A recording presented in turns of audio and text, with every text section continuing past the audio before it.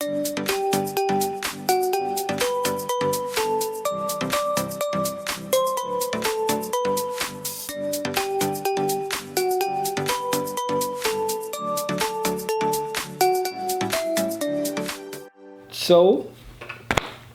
first of all, happy Vlogmas, everybody. Happy Vlogmas. With V.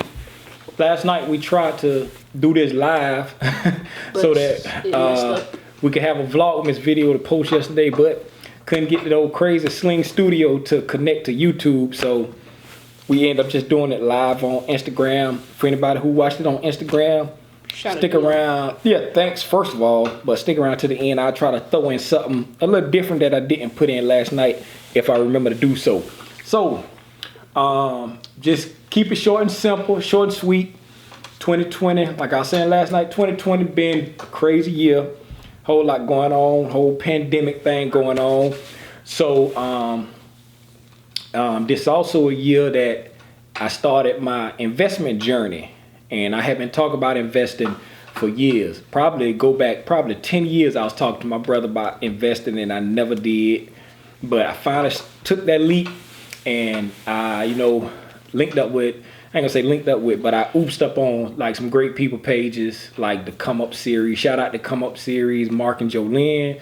Ian Dunlap, the Master Investor. Shout out to Master Investor. A lot of people, I learned a lot of stuff from, actually, I oopsed up on their pages after I had kind of dove in the market already. I had a little bit of education on it, but once I got up on their pages, they really turned me on to, some stuff I didn't know. Oh, and shout out to Terry, also with Trade and Travel. But anyway, what this is about is, I've not only been doing it, learning it myself, I've been talking to the boys about it. Chris always say, I don't remember learning, but excuse me, I be teaching them through just talking about it. You know what I'm saying? I'm good, son. Thank you. I be teaching them through just talking about it. So what we're gonna do, just gonna ask them, a couple questions and let them answer in the best way they know how, based off the stuff I've been sharing with them. Like I said again, they ain't had no curriculum drawn out. So, but they have been learning. So the first question that I'm gonna ask is, gonna let Chris go first this time. And the first question I'm gonna ask is, what can you tell me about the price of a stock just by looking at the chart? Well, there are these little green and red lines. You may wonder which one is good, which one is I'm just kidding, but you can tell by the looking at the graph, the chart graphs is the same thing, but there are little candlesticks on the chart. The red ones, they do pretty bad from when they open up. They do bad from when they open up. And the green ones, they do good from when they open up. Why are you talking like that? Okay, the same question to you, Jude. What can you tell me about the price of a stock or asset just by looking at the chart? The stock and the asset. All right. So if you see your chart and you see like everything like going down. Your hand probably out. Yeah, it probably is out. When you see it's going down, that's a buying opportunity. So when it's going down, you should buy. That's my second part. That's your second part. It's the same question. The same question. Same question. Okay, sorry. So if it's red, that means it's going down from where it started. If it's green, it went up from where it started. So red means down, green means up. And what are the red and green things called? Candlesticks. Candlesticks. Candlesticks. And speaking of, you started talking about buying, so we'll let you lead off with the buying, right? You led off first last time. I know. when it come to buying, when do you want to buy? What is at its lowest? When you want to buy? You want to buy? What is at its lowest? When you want to buy, not when it's at its lowest. You want to buy. What is low? when it's low and you want to sell when it's high. Yeah, because you don't never know when it's at its lowest. You don't never want to try to guess the lowest, but you want to buy it when it's low. You want to buy low and you want to sell high. Wacky slime. And what you don't never want to do when it comes to buying. Buy it when it's at its highest point. If it's doing like real well, oh, this is doing real well. I'm gonna buy that so it can do better.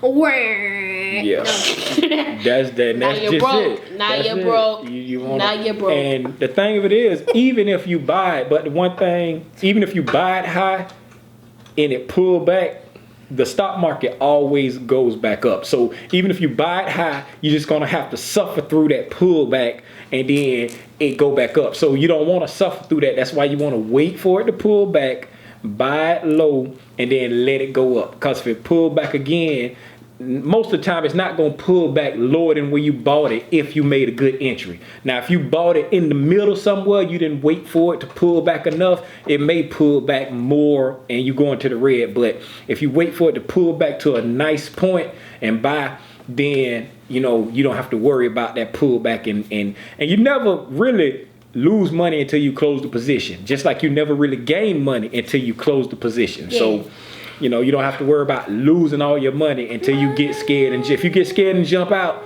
yeah, you can lose money. So I'm gonna throw in a bonus question to see if y'all remember this.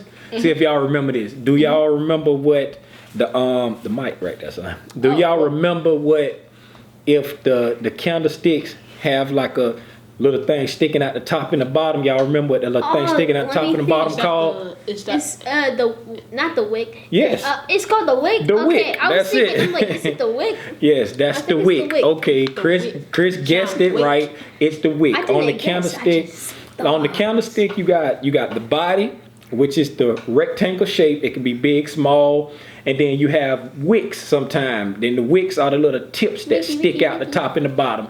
Do you remember what the wicks tell you? I don't remember, but I'm gonna take a guess. I think that's like the position. That is it, maybe. What about the position? Like that's where it's like opened up, right? Or where it started.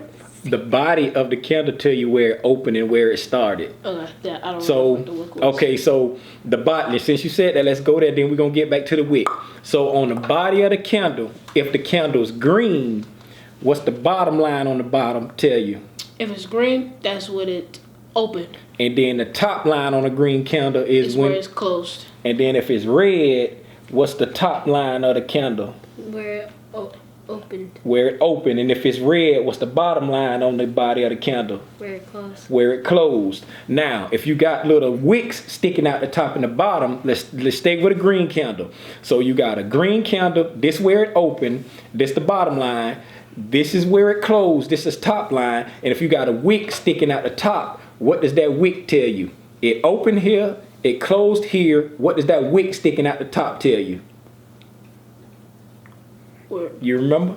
So if this the price, you got a price, it start here at this price, it goes up, it closes at this price, but that wick sticking out the top, what that tell you about the price at that wick? That means it's going up. But what about that's what? During that period, that's what? More money. No, I'm saying, yeah, more money, but during that period, that's what? That's the what? That's the highest. That's the highest it sold during that period. Oh, yeah. Yeah. Okay. And then if the wick sticking out the bottom, what does that tell you? The lowest? Yeah, that's the lowest it sold during that period. So with the body of the candle, if it's green, the bottom line is the open, the top line is the close. If it has a wick, the top wick shows you the highest it sold during that period, and the bottom wick shows you the lowest it sold during that period. And then with the red candles, it's the same thing, except for the open and close are reversed. Or upside down, because since it's dropping, it would be open at the top and closed at the bottom. Yes, but this still shows you the highest, and then it still show you the lowest. But the bottom and the top just switch. So it's really easy. All those big words you hear on CNBC, all of it is just lies. Don't listen to it. No, it's not lies, but it's not hard as you think. It's not as hard as you think. Like a lot of people don't get into the stock market because they afraid. Did I start that? It's not lies, it's untruthful. I don't see no blinking. Oh, no way. We've been doing a whole lot of talking. That would have been so tragic. Man, I got nervous for a second 'cause I thought I didn't hit record. But like I was saying, a lot of people don't get into the stock market because of fear, because they think they're gonna lose all their money. If you get into the market uneducatedly, yes, you can lose money. There's a lot of risk in the market, but if you get in there educatedly and have risk management, you will not lose. You will make far more money than you lose. Everything has risk. Nobody's going to win 100% of the time, but you have to do it educatedly. So I'm teaching them so that when they get older, they got their own accounts that, you know, we buy long-term positions with them. And Chris, you remember what I do? You do options. Yes, I'm an options trader. I trade options, and I give you this tip. I explain this. I didn't explain this last night. Tim's tidbits. I give you it's not really a tip, but I'll explain what options are. Options are like you got stocks and ETFs where you can buy 1 share, you can buy 2 shares, you can buy 50 shares if you want to. But options are contracts where you're buying the right to control 100 shares of an ETF or a stock. So for every contract you buy, you're controlling 100 shares of that stock or option. And what you're saying, if you have calls and puts when it comes to options. If you buy a call, that means you want the price to increase. Just like when you buy that asset, you want the price to increase. If you buy a put, you want the price to decrease. Just like when you short that asset, you want the price to decrease. So you buy a call and you're saying, I want the right to buy, let's just say Tesla. I want the right to buy Tesla at $600 and it has an expiration date on February 19th for $600. That means you're saying you want Tesla to go up from or to $600 by February 19th. So if at February 19th, you want to get out before then, but Tesla hit $700, now your option is worth a lot of money because it's way past the price that you said you want to buy it for at that time. And if you wanted to exercise your option, you can go and buy them 100 shares for $600 at expiration, even if it's worth $1,000, because that's the contract you entered in on. But I don't exercise my option. I just buy the option contract saying, I think it's going to hit this strike price at that time, and then the closer it get to that strike price, the more it's worth. When it go past that strike price, it's worth even more, and then I sell it out. That's how I make the money. That's how options work. So options are you're buying the right, you're going into contract to control 100 shares of a ETF or a stock or some kind of asset. So if you want some money, get into the stock market business. Yeah. Called financial freedom. It's like the come up cousins. They say we taking our reparations out of the stock market, and it's out there for us, man. I'm not a financial advisor. I'm not a fiduciary. I can't do it for you, and I'm not giving you financial advice. I'm just sharing with you what I do with my family, and we out here, man. We gonna get our reparations out of the stock market. But yeah, man. Happy Vlogmas. Just want to share this with y'all. Stay tuned. I'm gonna start doing some Tim's tidbits, talking about the stock, what I do with my family with investing, and just sharing it with y'all in case somebody else want to do it, man. We've been running our mouth. I've been running my mouth. So we're gonna go ahead and close this out. But yeah, man. Happy Vlogmas again. This is day 19? 19. Day 19. Happy Vlogmas. And as always, man, y'all know what it is. Till next time, the adventure don't stop, and we gone. Yeah!